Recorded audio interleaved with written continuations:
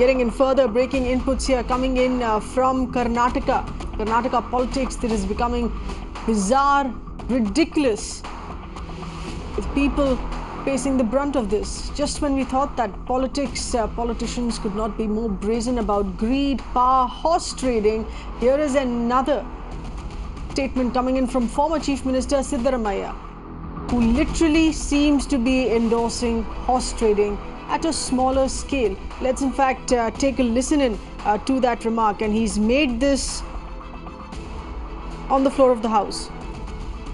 We're going to be playing out that remark in just a bit. Siddaramaiah says retail trade though is not an issue. Wholesale trade, that could be dangerous. If one or two are traded, it won't be a problem. And that's what his views are as far as horse trading there is concerned. This controversial remark here that's coming from former Chief Minister of the state. Our correspondent Amita getting us further details here in once again yet another sign of lowering the dignity of the House in making such a statement in all that we've seen play out in the state assembly as well in the past few days. Amita, that statement here, of course it's a veiled remark, but it's easy to know what exactly he's talking about.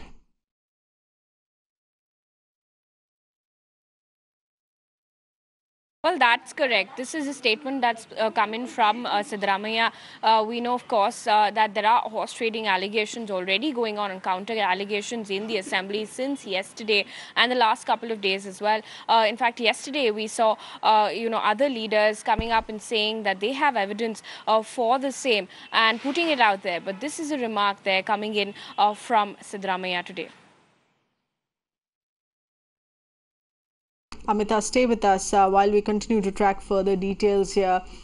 Could this be yet another sign of a delaying tactic by the Congress-JDS combine to defer the trust vote, which has been confirmed by the Speaker, should take place at 6 p.m. today? Frequent scenes of chaos that we've seen through today. MLAs dragged, leaders were caught sleeping, singing, discussing food as well, asking for a lunch break. All of this drama as governance has taken a backseat. Politicians there literally making a mockery out of democracy, making a mockery out of the state government that they're sitting on. Meanwhile, Speaker has set that deadline of 6 p.m. to complete the trust vote. There's just 1 hour left for that. The question, though, still remains, will the trust vote finally be carried out today? Let's in fact get in further inputs and throw this open to our panelists with us here as well. We have Mr. Kingshuk Nag, senior journalist with us, Vinay Tiwari, consulting editor of the Times Network, Bharat Kumar Raut, senior journalist as well. First to you, Vinay, and what we're looking at, perhaps a finality to this, to end the suspense. Governance that has continued to suffer, it would suffer, it is further stretched if there is no clarity.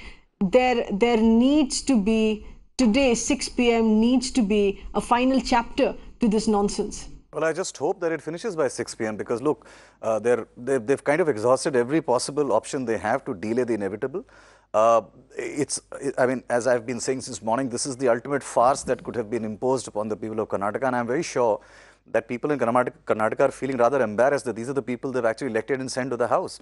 I mean, unbelievable things are happening. You just broke that story, Seher, about that Siddaramaiah saying retail horse trading is okay, only wholesale is not a problem. I mean, how much more embarrassing can you get on the floor of the House? These are things being said on the floor of the House. They'll go on the record for posterity. History will actually read these things when they're looking back on assembly proceedings, that there is a sitting former chief minister actually endorsing retail horse trading and saying only wholesale is a problem. I mean, I think the assembly in Karnataka has covered itself with a lot of embarrassment. There has been absolutely no shame at all in a lot of antics that have happened. You listed out a few things that have happened since last night. I'll add one more to it.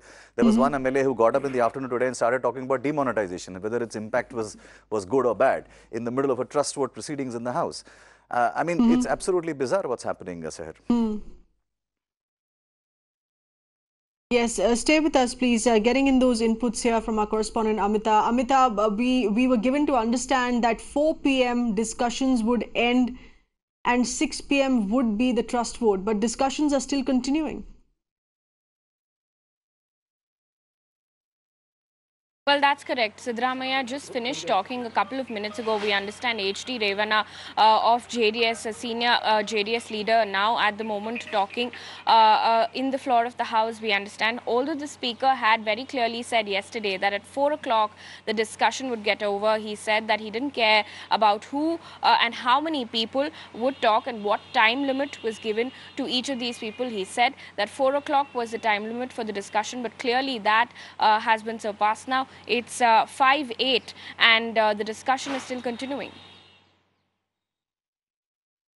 Mr. Kingshuk Nag, will it be fair to put this question here at this point on has the Speaker been fair to his position, been fair to what he's tried to reiterate, that there should be a trust vote at 6 p.m. today? He was being fair to the argument that each MLA needs to be given a chance to speak. He's done that. But is he being fair today? Well, I sensed in the morning only, I've said, he's trying to set up a 6 p.m. deadline because he knows that he will bypass that. He didn't want action from Supreme Court or something, so he said 6 o'clock. Now, in his mind, I'm sure he knew that this will not be completed by 6 p.m. It is not even started. This is all part of a game, and Siddaramaiah at this point of time making these allegations. But democracy is not there anymore in Karnataka. There are sides, and Speaker and the Governor all are on different sides. And we can all see there is a game. Whether people say so openly on TV or not, the fact of the matter is like a football match. It is not like democracy is being conducted. So anything can happen. So that is why I said in the morning, please dismiss this House and have elections or keep the Assembly in animated suspension. And we're looking at so many empty seats there while we play out those images of discussions there in the State Assembly. Yes, please stay with us. Mr. Bharat Kumar, coming to you in just a bit as well, but we have to get in citizen voices because the larger concern here being on how governance has continued to suffer in the past few weeks, and even if the trust vote there that finally does go ahead by this evening, it is still going to be a long process to get another government back in the system here. Amita, you have some citizen voices here. And these are everyday concerns that they're raising, indicative of how crucial it is to have a government who could be there in power in Karnataka, not just providing stability, but also looking at work that they should have been doing, which should have been their primary concern in working for the people.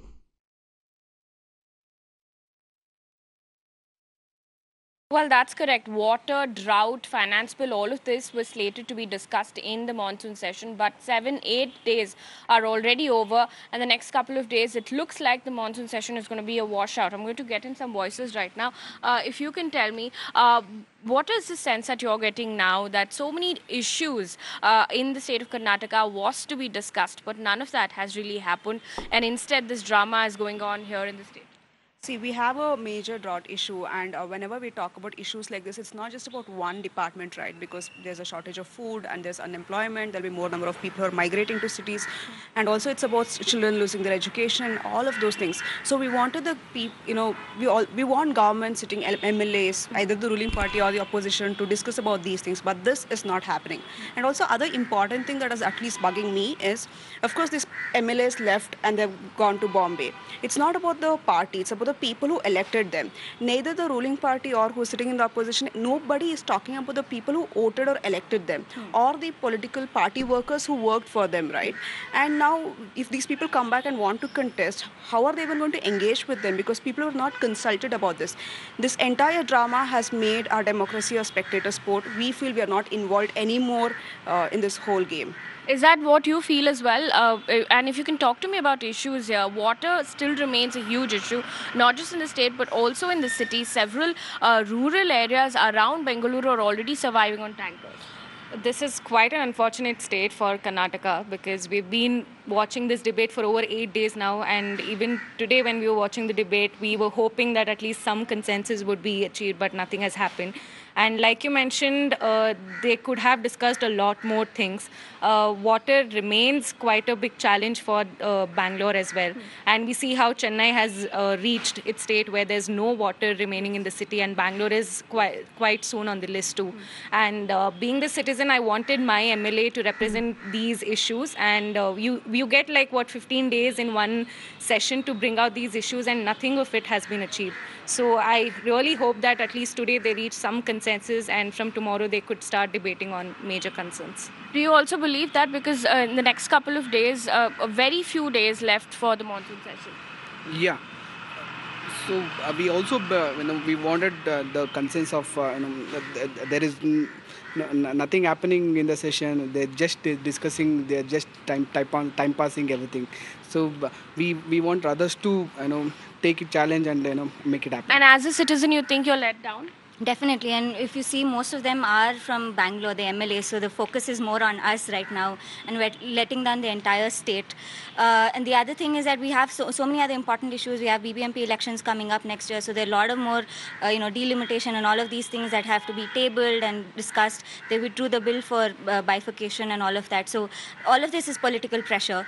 So, and not only we are wasting our resources and our time, that Maharashtra has sent, 500 policemen to guard these people outside. It's such a waste of resources, right? Okay, so back to you, Sahed. A couple of people there who are joining me right now clearly are very, upset with the fact that well, this Amita, we appreciate you getting us those citizens' voices. We're going straight across back to the State Assembly there.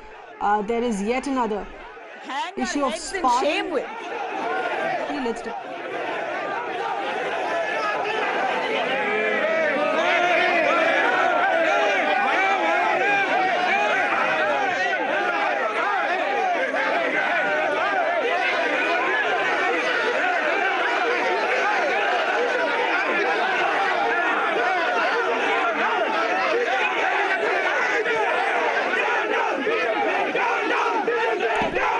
Mr. Vijay Prasad, the BJP spokesperson, joining us on the panel. Mr. Jagannatha, who is our political expert.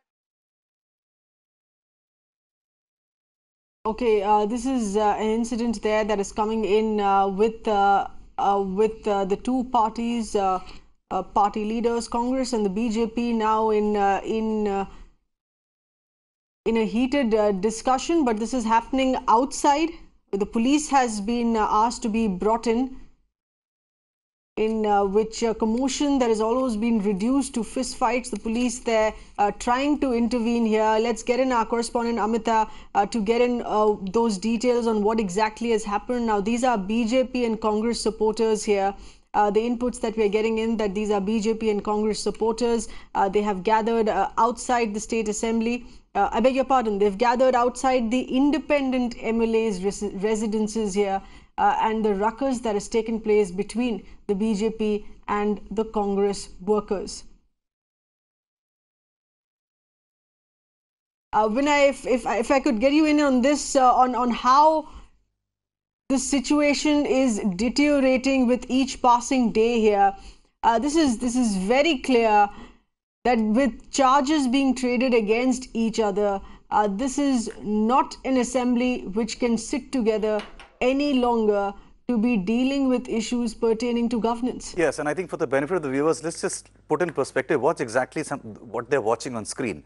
So there are two independent MLAs who arrived possibly to reach the Vidhana Sabha, and they went inside this housing society complex on Racecourse Road. And within minutes, you had supporters of Congress as well as the BJP landing up there. And if you see on the screen, behaving almost like animals in the street. I mean, this is as shameful as it can get. I mean, this is party members sitting on the road on a dharna, preventing, jostling, hitting each other in basically trying to ensure that one of the sides gets physical custody of the two MLAs, the independent MLAs, who have obviously come there in anticipation of the trust vote that is scheduled for 6 p.m. I mean, if there was ever a visual that told you how shameful democracy can sometimes get in India, this is it. Police, the riot police is on spot right now, helmeted and ready to probably bait and charge them if need be. And all this mudslinging and fighting and jostling and arm wrestling is happening in the streets for two MLAs who've just come in. I mean, this is the most ridiculous visual that you can see coming out of a state that is one of India's largest and perhaps most progressive. And Vinay, how could this impact the 6 p.m. deadline if this is the kind of commotion and the independent MLAs have chosen not to be absentees, to be participating in the trust vote at 6 p.m. If they're blocked and delayed because of this ruckus, because of this fight between the Congress and the BJP, this would directly impact the timing of the trust vote then as well. Yes, and I'm expecting this jostling that's happening here will perhaps carry over inside the assembly too. I mean, this is not the first time we've seen this. If you remember, Sahir, in the last trust vote, we had another pretty absurd visual of a senior Congress leader, D.K. Shivkumar, grabbing one particular MLA by the collar and dragging him inside the house. I mean, we were live at that point of time. And as soon as this MLA got off from the car, D.K. Shivkumar grabbed him personally by the collar and dragged him across the streets inside the house. That we thought was the worst we could have seen. But this trumps that as well. I mean, you have a fight going on. It's almost like a mini riot now outside the Racecourse Road residential apartment, where parties are fighting and kicking each other in full open public. And yes, it may impact, because I'm sure this ruckus will carry on inside the house too. These are supporters, they are possibly not the MLAs, but naturally this will go inside the house as well, and this will have a spillover effect on the trust vote itself. That's right. Mr. Bharat Kumar, your view on what we are just witnessing, do you think that this is yet another sign that the trust vote could be delayed here? This kind of ugly fighting that we are seeing between the BJP and Congress in desperation, in sheer desperation to grab those independent MLAs for their own camp? I have faint but pessimistic feeling that perhaps this is the way they would like to avoid the trust vote at all. Just now I was talking with Tiwari ji during interval that perhaps it could happen that the Chief Minister, instead of facing the trust vote, would go to the governor and recommend dissolution of the House. Because till the time his trust vote is put for vote, he still technically enjoys the support of the House. So he is enjoying the majority. And in that case, it would be perhaps constitutional experts will throw more light on this, is obliged to go by the advice given by the Chief Minister. In that case, the psychology could be that if not me, none. So he would recommend dissolution of the House immediately, and perhaps the governor would be obliged to recommend President's rule and dissolve the House. So the trust vote perhaps would not come for actual test. That is my feeling, because now hardly half an hour later, 40 minutes left, and there is no sign of anything, anybody coming to terms on this. Absolutely, and this is what we were expecting, that they would be aware that they're not being able to build up to those numbers which is required to continue to stay in government. That is what perhaps the Chief Minister would do, go to the governor and given his resignation even before the trust vote. But Mr. Kingshuk Nag, that hasn't happened either. We were thinking that is the last possible option in keeping dignity for the Chief Minister, but it seems dignity is the last thing on their mind. There is a saying about Indian politics case is halal mein hum sab nange hain. So in this halal, all of them are naked in the bath. So there is no dignity. Dignity only people like you and me have, and in our behavior we want that. As far as netas are concerned, they are not bothered. Only thing they are bothered is about being in power, and especially it is so for people like Devegowda and his family. So we don't know. So if they are if the governor is anticipating that he will go and recommend dissolution of the House, it's quite possible that the governor, after taking some constitutional advice, can also dismiss the government maybe this evening. I don't know. So if the governor is aware till the time the government is enjoying majority, there is no reason why he should dismiss the government. Before that he can sack. I would like to recall the incident in 1979. These are combinations. When Charan Singh government had come into minority, when it came on floor for voting, before the trust vote was taken, Charan Singh went to the president and recommended dissolution of the House, and President of India at that time was obliged to go by his advice. So perhaps that could be repeated here. Yeah, possible. It is possible. I was only Vinay, trying to we've give a looked at counter various argument to what you were aspects saying. to who Not is that in I a can. position to be calling the shots in this nature of a chaos and crisis, whether it's the government's right to go ahead, governor's right, or the speakers to eventually decide. In this scenario that we're seeing, where even the independent MLAs would now step out and say that they're not safe to go ahead and put in their vote for the trust vote, which is that constitutional authority that can take a decision on a finality to this? Look, just one slight disagreement with Bharat sir on this. Why he's given the example of Charan Singh's tenure, which is correct. But there are now two precedences where the Supreme Court was actually invoked on precisely the same point, and in both cases, the Supreme Court's ruling has tended to favor something else. Their logic has been very different. What they've said in similar situations in this is this, that yes, the governor is supposed to act on the basis of the advice given by the Council of the Ministers. But this overarching rule or the tenet of the Constitution has one caveat, which is this, that if the perception of the governor is that the government is not in a minority, is not in a majority and is possibly in a minority, he is not duty bound to necessarily follow that advice insofar as dissolution of the House is concerned. This is a question that came up in the Bihar Assembly when Bhuta Singh was the governor. Something similar had happened. And in that case, the governor felt that even though there is a recommendation was to dissolve the House, it is not binding on him.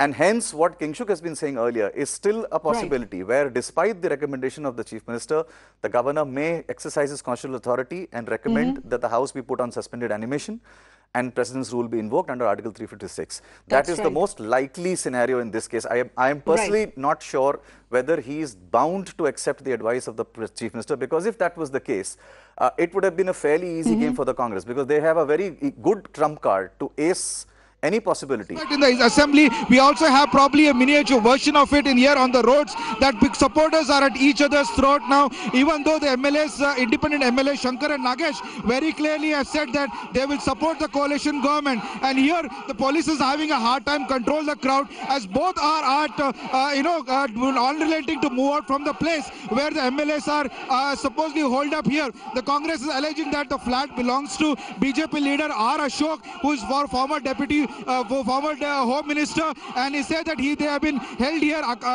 against their will. But the letters to the governor clearly indicate that they're going to support they're withdrawing the support to the coalition government. What will happen, whether they're able to reach the assembly, we need to see. At the moment, police are having a hard time to control the crowd.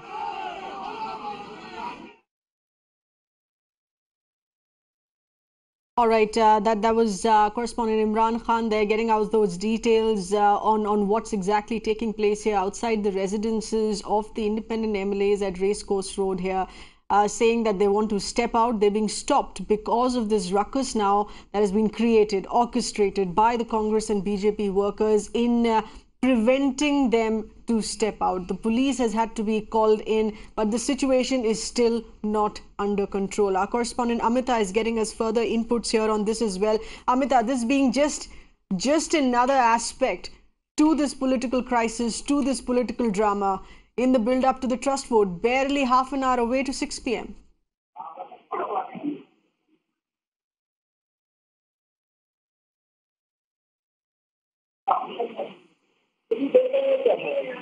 Amita, is my voice going through, please?